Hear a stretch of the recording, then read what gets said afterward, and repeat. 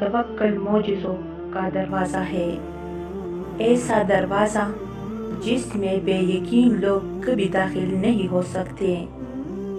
تمہارا مقدر تمہارے اپنے ہاتھ میں ہے، زندگی کو پرسکون اور بے سکون تم خود ہی بناتے ہو۔ تم وقت کے ساتھ نہیں چلتے ہو، بلکہ جہاں جو حادثہ روک دے وہی تمام عمر ٹھہرے رہتے ہیں۔ تمہارے آس پاس کتنے بے شمار ہمتیں ہوتی ہیں، اور تم ایک محرومی کے لیے ان سب کو نظر انداز کرتے ہو۔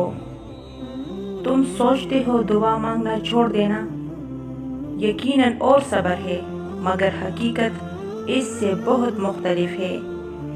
یقین تو وہ ہے جب کچھ نہ ہونے کے بعد بھی دعا کے لیے ہاتھ اٹھائے جاتے ہیں۔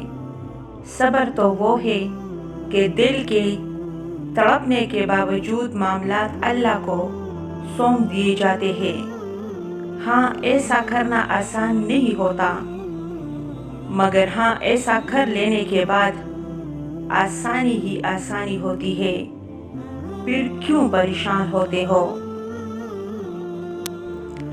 جو کام تم نہیں کر سکتے انہیں اللہ کے حوالے کرنا سیکھو، اور جو کام اللہ کے حوالے کر دو اس پر کبھی پریشان مت ہو۔ ہاں، دعا ضرور مانگو، مگر نصیب سے مت لڑو، نعمتوں کو مت ٹھکراؤ، دعاؤں کی بے ادبی مت کرو، یہ کہ کر کے دعائیں اب قبول نہیں ہوگی، کیونکہ دعائیں ہمیشہ قبول ہوتی ہے۔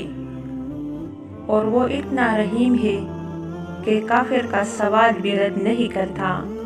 اس کی شان کو تو یہ بھی گوارا نہیں کہ اس کے در سے اس کو نہ مانگنے والا شخص بھی خالی ہاتھ لوٹائے۔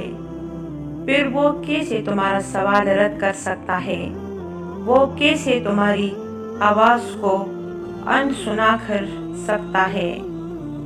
جب تم اسے بار بار پکارتے ہو تو بس یقین کے ساتھ سب کچھ اس کے سپرد کر دو، کیونکہ جب کام اس کو سونپ دیا جاتا ہے تو وہ دنیا کی ہر طاقت کو یکجا کر کے اس کام کے مکمل ہونے کے لیے پابند کر دیتا ہے۔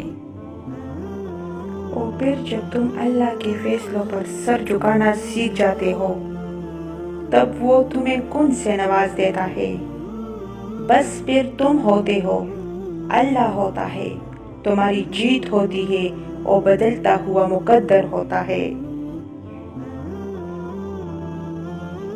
تو پھر دعا مانگنا کبھی مت چھوڑنا، اور اس یقین کے ساتھ مانگنا کہ وہ ہر حال میں دیکھا۔ پھر دیکھنا تمہاری دعاؤں کے جواب ان صورتوں میں آئیں گے کہ تم مطمئن ہو جاؤ گے